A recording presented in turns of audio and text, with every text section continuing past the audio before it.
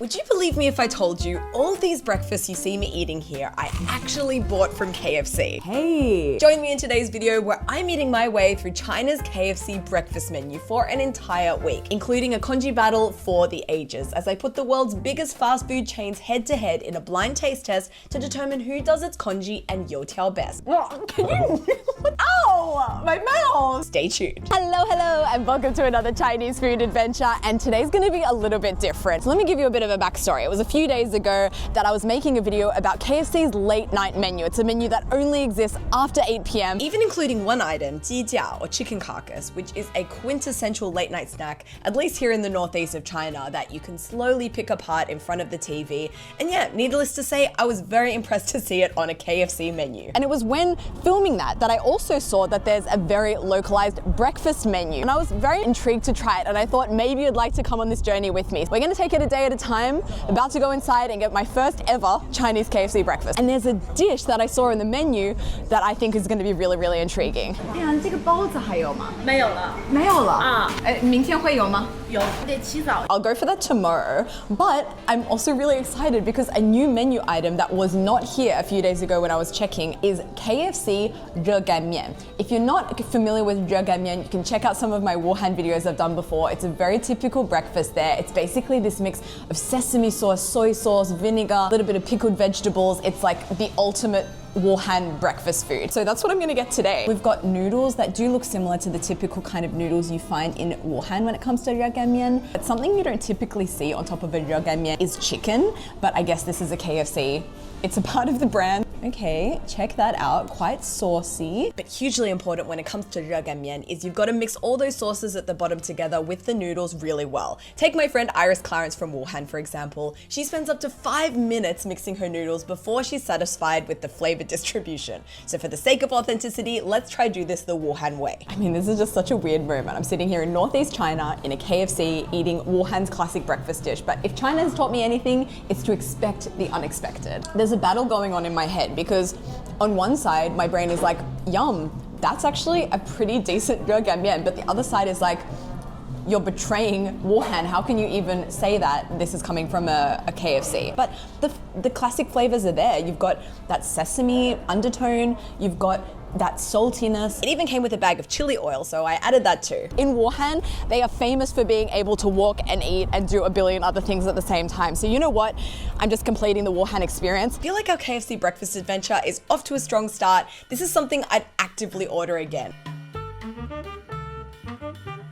Hello and welcome to day 2 of eating the KFC breakfast menu. And since it seems you have to get up early to get your hands on these xiaolongbao, seems like they're really in demand, I thought the most user-friendly solution would be just to order from home. Very excited, you can see them there. How cool is that? But since it's 13 renminbi for a serve, I'm still a little bit under the delivery limit.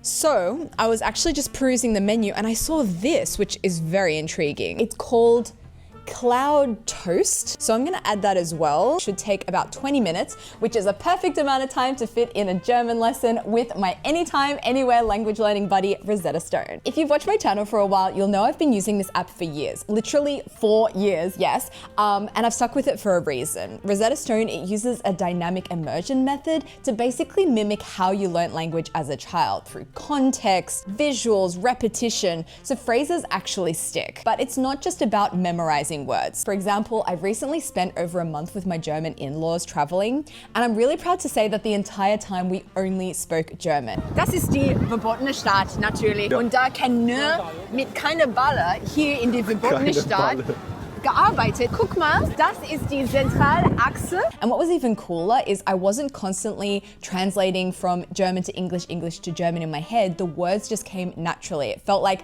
I even started thinking in German, which is exactly what Rosetta Stone is designed to help with. Another thing I love about the app is you're learning practical real-world language that you're actually going to want to use. And you get to practice alongside native speakers with Rosetta Stone's true accent technology. Bitte setzen Sie sich. Bitte setzen Sie sich. To give you instant feedback on your pronunciation. pronunciation. So whether you've got a trip coming up or you've always just wanted to learn a new language, you can check out the link in my description, or you can scan the QR code on screen right now for an exclusive Rosetta Stone discount. Anyway, I think my items have just arrived. Finally got my hands on the KFC xiaolongbao, but how about we get this started with the very intriguing looking cloud toast. Okay. First impression, it's reminding me a bit of a Hong Kong style French toast. It smells buttery. It's basically a slice of really fluffy toast with a thick schmear of peanut butter and then melted cheese on top. It's somehow good and weird at the same time. I think that the cheesiness on top is just putting me off a bit. You've got this layer of cheese, and then you've got the peanut butter on the bottom, and then the bread is quite nice. It's quite fluffy. And all I can think about doing is getting from my fridge a very special item that I collected when I was in Singapore recently, and I use a lot. It's my kaya jam. So first things first, just gonna grill that up a bit, get it nice, crispy and hot, then go in with a thick layer of that kaya jam. Now it's making more sense. This is now a breakfast I would come back to. The kaya jam just adds a lovely sweetness to it, making the cheesiness feel a bit more salty, and goes so well with peanut butter. But now the moment I've been waiting for, and in some ways the reason I wanted to make this video in the first place, KFC xiaolongbao. Oh, they smell good. How will it taste? Okay, KFC, okay. Before I get into how it tastes, I just want to address the elephant in the room, which is, for some people watching this video, they may be looking at this being like, that's not a xiaolongbao. Where's the soup? It doesn't look like anything like the xiaolongbao I had in Shanghai that one time. Well, to answer your question, xiaolongbao don't just refer to soup dumplings. And to properly introduce what this actually is, I want to take you to a breakfast spot I actually do go all the time. So one of the classic breakfast options you'll find all across China, no matter where you are these Hangzhou style xiaolongbao. You can see the sign here, Hangzhou xiaolongbao. So xiaolongbao, if we break down the elements of this word, it means small steamer basket baozi, or like little dumplingy balls. And that's exactly what this is. So let's go in and get some Hangzhou style xiaolongbao. And good timing too, because I've caught him right in the middle of making a fresh batch. And as you can see, the filling he uses, it isn't just plain mince. It's really juicy and saucy. So once it gets wrapped inside the softer, proof dough and steamed up, you actually see some of that rich sauce soaking slightly through the skin there. As you can see, they look very similar to the ones we have just ordered from KFC. They're one of my favorite things to eat for breakfast at the moment, because it's just such a perfect serving size, a small little basket. They're very satisfying, just super savory and salty. It really fills the hole. And you've got like that bao fluffiness. And you can see this one here is quite a similar concept. Less of a dumpling skin and more of like a baozi skin. The meat and the sauce inside, it's really flavorful, very fragrant. Got some onion in there, garlic, ginger, and it's something that you can just eat on its own. I mean, another win. So I've just finished my xiaolongbao and I'm just walking around the Chongqing city center when I came across this breakfast stall here selling shaobing, and I thought I'd get one because they actually do offer a shaobing at KFC. So I thought, let's do it the other way around. Instead of trying the KFC first and then the actual version, let's try the actual version and then the KFC one. A question that some of you might have is, what exactly is a shaobing? It's hard to define a shaobing because even within the city of Chongqing, I've probably tried 5 or 6 different varieties of shaobing, let alone within China itself. It's something that changes a lot from region to region, but at its essence, it's like a baked cake, like it's made from wheat. It's usually very layered, and look at this layer just flaking off here. This shaobing here is the kind you want to pair with something. It doesn't have as much flavor on its own, but just for the sake of showing the variety in the shaobing scene, I wanted to show you a different kind of shaobing I like getting here in Chongqing, which couldn't be more different. This one's actually sweet, and there's sesame inside. It's flaky and crusty on the outside, and I bring everyone who visits me to Chongqing here. This is Harry. We started learning Chinese together 12 years ago at UNSW, and we studied together at Fudan, and now he's visiting me in Chongqing. How is it? Amazing, delicious, very good. So yeah, both shaobing, both deliciously layered, but otherwise completely different. So let's see what KFC's shaobing is gonna be like. And first impressions is it looks really good. At least the bread, check that out. It's super, super layered. As we saw earlier, that's what a shaobing should be. Also looks super crispy. Like, listen to this. Amazing. And it also has a very strong smoky smell because I had the choice between 2 different fillings for my shaobing, either bacon and egg or smoked chicken. So I've gone for smoked chicken because I thought that sounded a bit interesting. To be completely honest, I'm not the biggest fan of processed meat sausage, so I might just actually take that out. It does have a nice smoky flavor, but it's just not my thing. But this bread is definitely my thing. It is so crispy and also soft on the inside. I mean, if I got this at a bakery, I'd be happy with that. The bread is so good. New day, new breakfast, and I'm excited about this one because one of the most important Chinese breakfasts is congee. And of course, KFC has its own congee, but not only KFC, also McDonald's too. So what I thought I would do is do a little bit of a comparison, a bit of a taste test, a blind taste test, where I compare McDonald's congee and McDonald's youtiao. By the way, this is the McDonald's youtiao, KFC congee, and KFC youtiao. This, for your reference, is the KFC youtiao. And as a control, I have a local congee brand just from takeout that I've also gotten one of their congee and also a youtiao. And to keep it fair, I've gotten the same flavor of congee across all three. The flavor I'm going for is the pidan shourou zhou. Pidan is century egg and shourou is like pork. So it's a classic combo. Obviously, I can't do it alone, so I would like to introduce my guest star for this portion. My husband! You can't see me. No, not at all. No, you can. I'm gonna need your hand to help me. You're gonna mix it up. Yeah. I don't want any clues. I've also prepared this so you can write down my score. To thank you for your hard work and for helping me out. I got you a McDonald's coffee. This is a cold brew.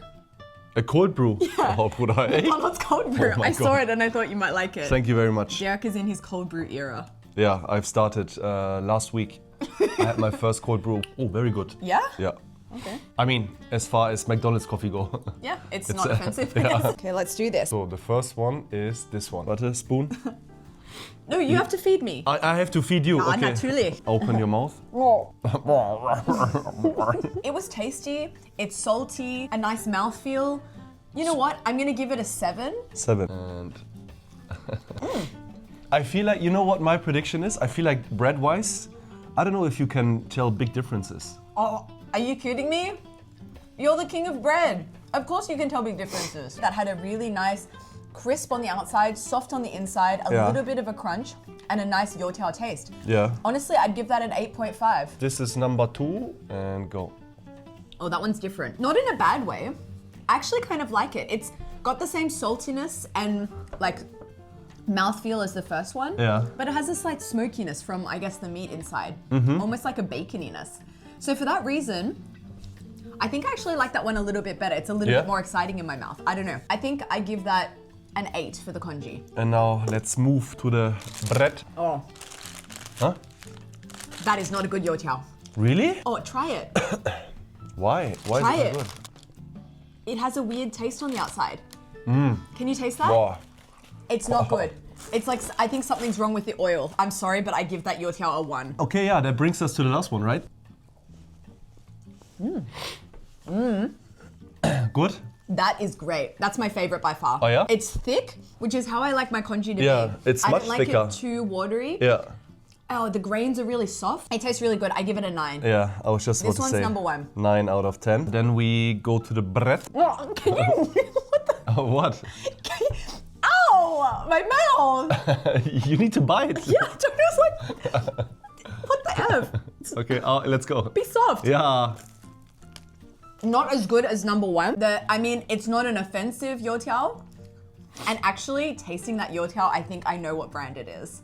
Because I can taste Why? McDonald's chips. Rate I it. rate it a 6 for the youtiao. So after combining the scores for the youtiao and congee, in first place we've got the local congee shop with 15.5 points, closely followed by McDonald's in second place with 15 points, and then in third place, sorry KFC, is sitting on 9 points. Let's see if KFC can redeem themselves in our final day of eating the KFC breakfast menu. Today we are ticking off the final 2 items. First up, I want to try this da bing, which literally translates as big pancake. And I guess some of you might see this and be like, oh, it's like a breakfast burrito. Yeah, I guess it's kind of similar. It's a wrap with items on the inside, but da bing is such a concept here in China. You'll find different variations all over the place, but by far the one that sticks out in my mind is the one that I had in Tianjin, which they literally called da bing zhuan yi qie. Big pancake wraps everything, because you get to the front of the queue and you basically choose what fried items you want to put in your pancake, and it's absolutely massive. So yeah, this is one of also one of the popular breakfast items you will find around the place in China. This one is beef with egg and got these crispy bits here. Maybe like a cut up youtiao. I have to say I quite like that. You've got the really nice contrast between this, I think it's a burger patty actually here, which is nice and marinated. It's described on the menu as like black pepper beef. And it's kind of giving that vibe, that peppery savoriness. And then you've got the egg, which is nice and soft. But what I really like are these crispy little youtiao bits or crunchy bits underneath, which is adding this extra dimension of crunch and brings it all together very nicely. I would definitely get this again. This is good. And now for the final KFC item. And I feel like this is something that maybe for some people watching outside of China, you may not have seen something like this before. And before you get carried away, no, this is not KFC sushi. This is something very, very different. This is a fan tuan, literally rice roll or rice wrap. And it's something you'll find a lot in southern rice producing areas of China because this is made from glutinous rice that's basically wrapped around different fillings. So my personal favorite variety of fan tuan, or there they call it normi tuan, is from Guiyang or from Guizhou province, where they've got this salted, marinated, sticky glutinous rice, and then you add your choice of fillings inside that range from pickles to coriander to these crispy pork bits that are crunchy and smoky. It's like absolutely fantastic and it'll fill you up for an entire day. But this one is actually filled with a youtiao. So one of my favorite things, carbs, on carbs, in carbs, but also got some pork floss in there as well. So you know what, let's give this a try. No complaints there. This is actually really good. I like that the glutinous rice, the texture is good. It's nice and sticky. It's got a nice bite to it. And then inside you've got a little bit of youtiao, but it's like the one that was in our da being those little crispy bits. So you can't, you're not getting like the full youtiao in there. And then you've got pork floss, which is adding this really nice sweetness as well. So it's somehow like salty and sweet. And yeah, very, very filling. Also a little bit of onion in there as well, so you've got some fragrance. All in all, have to say I've been very impressed by this KFC breakfast experience. Very diverse menu. It feels like KFC went into the boardroom and was like, how can we actually sell to China properly? Like, how can we deliver what people in China actually want to eat?